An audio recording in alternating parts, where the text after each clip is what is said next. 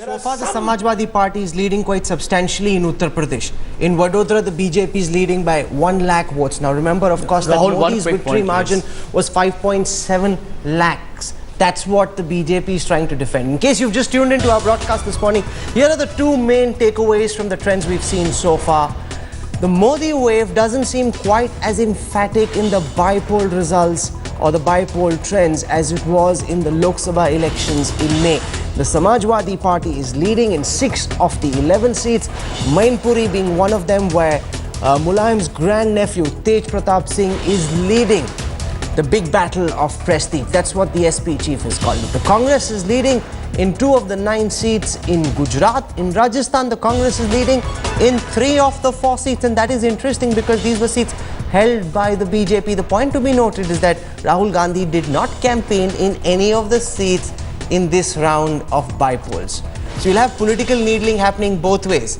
Sanjay Jha, people in the Congress, and now they're speaking out in the open, even if they come from within the party, will say, well, see, we do better when Rahul doesn't campaign than we do when he does. No, Rahul, I think you're being extremely unfair here to your namesake. I do believe that when we have, the actual elections happening in the states, Mr. Gandhi will be right out there in the middle. In fact, I think he is somebody who is going to be, taking the bull by the horns, as they say. But I want to make one point here, that if you're looking at the early trends, and I'll be honest enough to tell you these are trends yet until they get finalized. I would not like to, kind of presuppose the end result. But this is happening within 3 months, just within 3 months or 3.5 months of a spectacular win by the BJP. I think that is something that is telling us all that, either it was great expectations or it's been a disastrous kind of performance or a combination of the two, because in 3 months you're seeing a fairly strong reversal.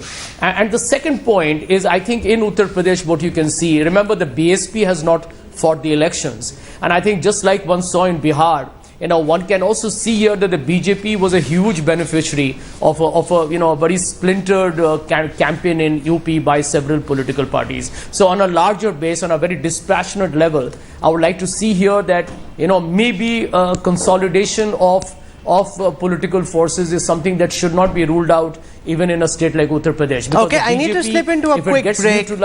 We'll stay with us, Sanjay. We'll come back to you. We need to slip into a quick break. The latest trends from Uttar Pradesh indicate that the Samajwadi Party is now leading on 7 and the BJP is leading on 4. Remember, the BSP is not contesting on these 11 seats in Uttar Pradesh. And like the big story in Uttarakhand was the revival of the Congress, the big story in Bihar was the fact that Lalu and Nitish taken together had done well. The big story today seems to be that on seats which were earlier held mostly by the BJP, it's the Samajwadi Party that is actually doing better in the bi-poll trends that we've seen so far.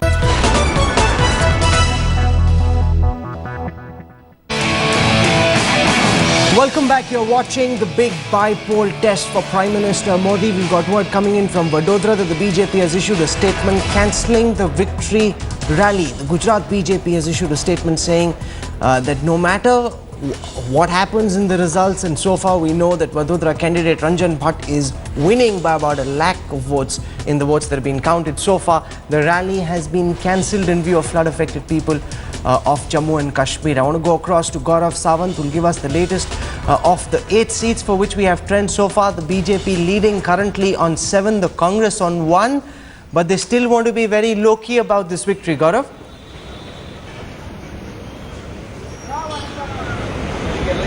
The BJP here has issued a statement, Rahul, saying in view of floods and the relief operations that are underway here in Vadodara, the victory rally of Ranjan Bhatt stands cancelled. Friends in the Congress were saying that this is BJP's overconfidence. Even before counting started, they had said this, and then they issued a statement. But the lead as of now is already 1,85,000 votes after 5 rounds of counting. So the BJP extremely confident of its victory here in Vadodara. The Congress really low, in Vadodara. So this BJP statement is, as soon as the results are officially declared, Ranjan Bhatt, the Deputy Mayor of Vadodara, will then travel to Ahmedabad. Prime Minister Narendra Modi and the BJP President Amit Shah will be arriving in Ahmedabad later this afternoon. There is a BJP rally there. So that is where all of them are headed. But the grand celebrations that had been planned here in Vadodara for the past 2 days, they now stand cancelled, Rahul. Okay, Shugata Roy from the Trinamool Congress and Gaurav Bhatia from the Samajwadi Party are joining us on the broadcast this morning, and I want to go across first to Gaurav Bhatia, who of course would be thrilled with the fact that the Samajwadi Party currently leading on 7 of the 11 seats, Gaurav, for which we have initial trends available. Rahul, I first of all would like to thank the voters who have shown confidence in the Samajwadi Party policy and the government, and I think it is a victory for the people. And it's a mandate against the communal politics that the BJP has been doing ever since the time they came to power. It is very clear that the road from development somewhere went to destruction for the BJP. And they have been doing this time and again, from Mr. Yogi Adityanath to Mr. Sakshi Maharaj. They have been given a thumbs down, and people have clearly given a very strong signal that communal politics in UP will not be tolerated.